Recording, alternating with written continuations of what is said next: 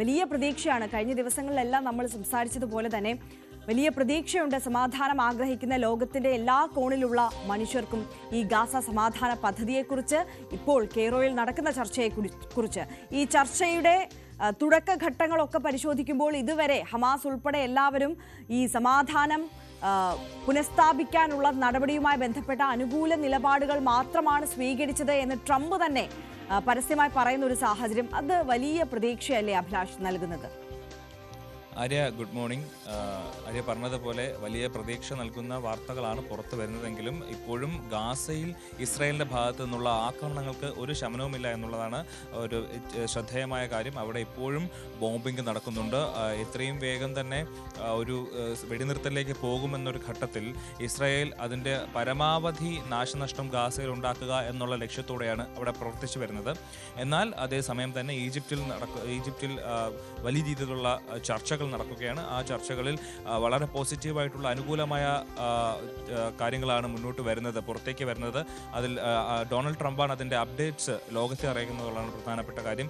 അതിൽ ഹമാസ് അടക്കം അനുകൂലമായ നിലപാടുകളാണ് ചർച്ചയിൽ മുന്നോട്ട് വയ്ക്കുന്നത് എന്നുള്ളതാണ് ശ്രദ്ധേയമായ കാര്യം. അത് ഗാസയുടെ സമാധാനത്തിലേക്ക് വഴിവെക്കും എന്ന് തന്നെയാണ് എല്ലാവരും പ്രതീക്ഷിക്കുന്നത്. ഇന്നലെ അമേരിക്കൻ പ്രതിനിധികളും അതുപോലെ ഹമാസിൻ്റെ ഖലീൽ അൽ ഹയ്യ അടക്കമുള്ള പ്രതിനിധികളും ഈജിപ്തിൽ ചർച്ച നടത്തിയിരുന്നു. അതിൽ ഈജിപ്ഷ്യൻ മധ്യസ്ഥരും ഉണ്ടായിരുന്നു. ഇന്നിപ്പോൾ ഇസ്രായേലിൻ്റെ ചീഫ് നെഗോഷിയേറ്റർ റോൺ ഡെർമർ ഈജിപ്തിലെത്തും.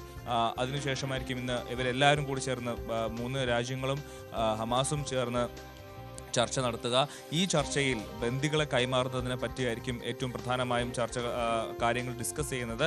അതിൽ എവിടെ വെച്ച് ബന്ദികളെ കൈമാറണം, എങ്ങനെ കൈമാറണം, ബന്ദികളെ കൈമാറുന്നതിൻ്റെ പ്രോട്ടോക്കോൾ എങ്ങനെയാണ് തുടങ്ങിയിട്ടുള്ള കാര്യങ്ങളെല്ലാം ചർച്ചയാകും. അതിൽ ഹമാസിൻ്റെ ആശങ്കകൾ മുന്നോട്ട് വയ്ക്കും. കാരണം ബന്ദികളെ കൈമാറിയാൽ പിന്നെ ഹമാസിൻ്റെ കയ്യിൽ നെഗോഷിയേറ്റ് ചെയ്യാൻ വേറെ വസ്തുക്കളൊന്നുമില്ല. അപ്പോൾ ബന്ദികളെ കൈമാറിയതിനു ശേഷം ഇസ്രായേലും അമേരിക്കയും കാലുമാറുമോ തുടങ്ങിയിട്ടുള്ള കാര്യങ്ങളിൽ ഹമാസ് ആശങ്ക പ്രകടിപ്പിച്ചിട്ടുണ്ട്. അക്കാര്യങ്ങൾ ഈജിപ്റ്റാണ് ഉറപ്പുവരുത്തേണ്ടത്. ഈജിപ്തും ഖത്തറും അടക്കമുള്ള അറബ് രാജ്യങ്ങൾ ഉറപ്പിന്മേലാണ് ഇപ്പോൾ ഹമാസ് ഇത്തരത്തിൽ ഒരു വിട്ടുവീഴ്ചയ്ക്ക് തയ്യാറായിരിക്കുന്നത്.